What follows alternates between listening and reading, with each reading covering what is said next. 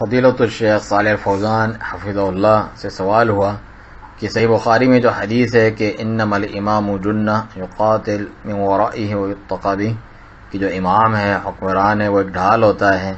کہ جس کے پیچھے رہ کر قتال کیا جاتا ہے اور اس کے ذریعے بچاؤ کیا جاتا ہے، کیا یہ حدیث دلیل ہے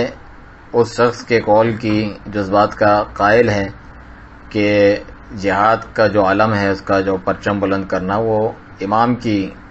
اور حکمران کی ذمہ داری ہے اور وہی اس جہاد کو منعقد کرتا ہے، اس کو قائم کرتا ہے؟ اس کے جواب میں شیخ فرماتے ہیں بالکل یہ اس موضوع پر نص ہے، دلیل ہے کہ بلا شبہ امام، حکمران وہ ایک ڈھال ہے، یعنی مسلمانوں کے لیے ایک چھپانے والی چیز ہے جس کے ذریعے اس کے پیچھے تحفظ حاصل کرتے ہیں، وہ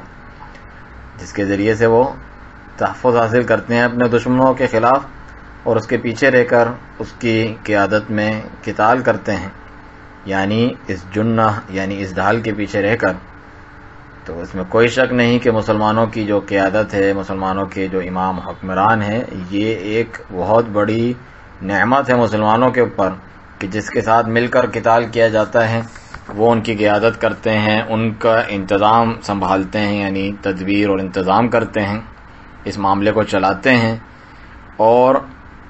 اس بارے میں صحیح اور راست وہ رائے اور فیصلے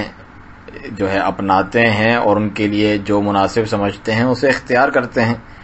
چنانچہ امام جو ہے وہ اللہ کی طرف سے ایک نعمت ہے۔ امام جو ہے، حکمران جو ہے، وہ حدود قائم کرتا ہے اور مظلومین کو ان کے حق دلاتا ہے، اور ان کے ذریعے سے ملک میں اللہ تعالیٰ امن و امان جو ہے نافذ کرتا ہے۔ امام جو ہے، حکمران جو ہے، وہ اللہ عز و جل کی جانب سے نعمت ہے۔